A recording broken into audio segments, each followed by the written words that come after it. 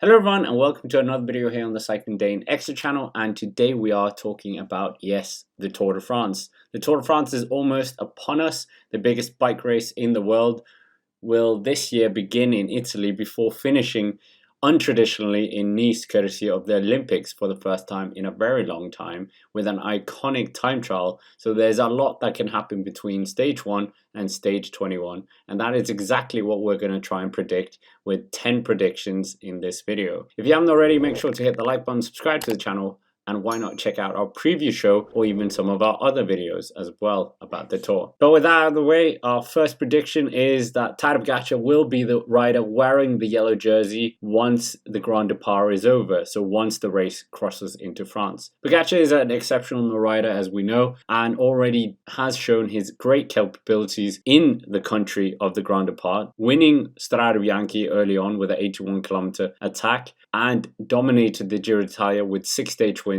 and winning the leader's jersey, the Maglia Rosa, which he incidentally took on stage 2 and took it all the way to the finish. So I think a similar scenario could happen here. I'm not saying that he's going to take it all the way to the finish, but that he can dominate early on with the parkour that we have, particularly in Bologna with the very hilly terrain. And I certainly think he is the rider that will be carrying the yellow jersey over to France from Italy. Coming in, our next prediction at number 9 is Roglič crashes. Primož Roglič unveiled his incredible new Red Bull Bora Hansgrohe kit this week. However, I don't think the kit will be enough to protect Roglič from his dreaded curse of crashing on French soil, which he has already done in both Paris-Nice this year and Dauphiné. Roglič is an exceptional rider, as we know, but he still hasn't finished a Tour de France since his 2020 podium, where he lost the yellow jersey on that penultimate La Planche de Belfi stage to one Tadej Pogačar. So we'll have to wait and see if he can stay on his bike and avoid bad luck on this occasion. Coming in at number 8, the Henri de Grange prize. The Tour also offers the souvenir Henri de Grange, which is awarded to the rider who first surpasses the highest peak of the race. This year it will be the Cima della Bonette at 2,802 meters on stage 19. The prize amounts to €5,000, and I think the rider that could be walking away with this might be Egan Bernal, the 2019 winner, who even took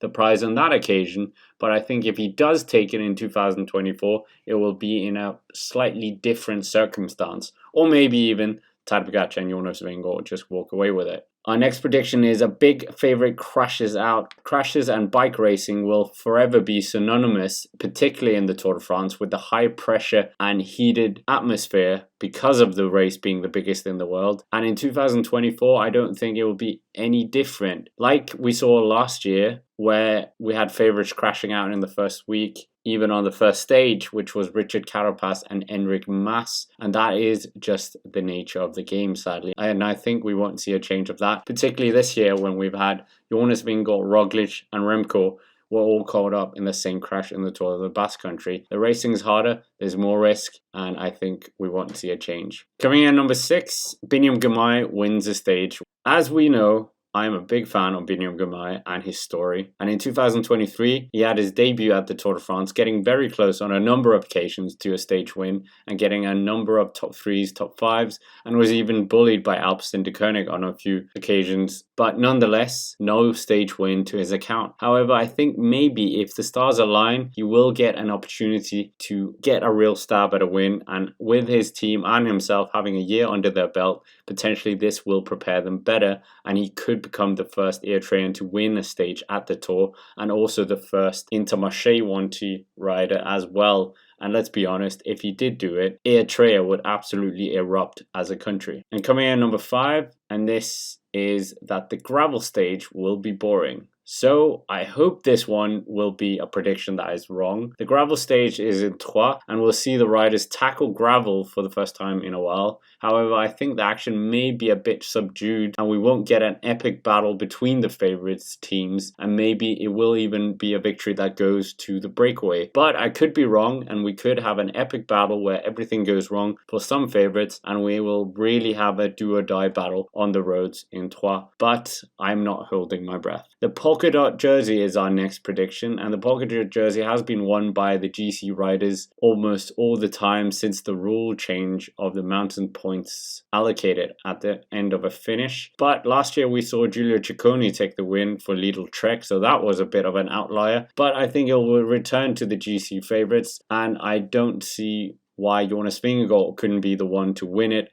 If maybe he's fallen outside of the GC battle, this could be something that he would want to try and reclaim, something that he actually won in 2022 alongside his overall yellow jersey win. Coming in at number 3, and this is Remco Evenepoel will not make the top 5. Remco Evenepoel is an absolutely formidable talent, having already demonstrated his capabilities by winning the Vuelta a España in 2022 and being a world champion not only on the road but also in the time trial discipline, and really has a mountain of pressure on him on anything he does, being the symbol of the golden generation for this modern Belgian generation. But I don't think Remco Evenepoel will be able to crack the top 5 or maybe even the top 10, shall I say, because he hasn't had the greatest preparation. He was of course caught up in the Tour of the Basque Country crash, but he did manage to nurse his way through the Dauphiné, getting stronger throughout the race, and maybe he will have his eyes on getting a number of stage wins and maybe even a stab at the polka dot jersey, similar to what he did at the Vuelta a España. But the high mountains are really what worries me about his stab at a GC run. But who knows? Big fan of Remco, and I can't see why he might not win the Tour de France in the future. But doing it on his first go, I'm not so sure. Coming in number 2, and this might be a fan favourite, Mark Cavendish wins that one stage. Mark Cavendish will forever be regarded as the best Tour de France sprinter of all time. However, the Max Missile has one last quest that he didn't manage to achieve last year, courtesy of him crashing out, and that was to get the most stage wins outright of any rider. So far, he is tied at 34 with the great Eddy Merckx, and he's bidding with his Astana Kazakhstan team to get that final victory. There are a number of variables in the way, such as Jasper Philipsen, who won the green jersey and 4 stage wins last year, also being here with a great lead out. But Mark Cavendish has a strong lead out team, and certainly if the stars align, much like Biniam Girmay, Mark Cavendish could be on for that final stage. It won't be in the Champs-Elysees, but still I think he will take it wherever it is. Now coming to our final prediction, and that is that Tadej Pogačar will win the Tour de France. Tadej Pogačar has a formidable record at the Tour de France, having won his first edition in 2020 and winning 2021 as well, and then finishing second in 2022 and second in 2023. But on all those 4 occasions, winning the white jersey and a number of stages as well. He dominated the Giro d'Italia this year, as I mentioned earlier, and he is on that route or that quest to get the Giro d'Italia and the Tour de France win in the same season, something that hasn't been done since Marco Bertani in 1998, and it looks like he is the best rider of this generation to do so, and I think he might well just do it, since the team of Tadej Pogačar is an absolutely insane squad with Almeida, Juan Ayuso, Adam Yates and Pavel Sivakov as his mountain support. So I think all the stars point towards a Tadej Pogačar victory. Will it happen? Will the fatigue of the Giro d'Italia and his heavy spring catch up with him? Who knows? That is what the race is there for. But with that, that's basically it for this video. Make sure to hit the like button, subscribe to the channel here on the Cycling Dane Extra, and make sure to check out our preview show if you haven't already. But with that, thank you for watching, and I will see you in the next one.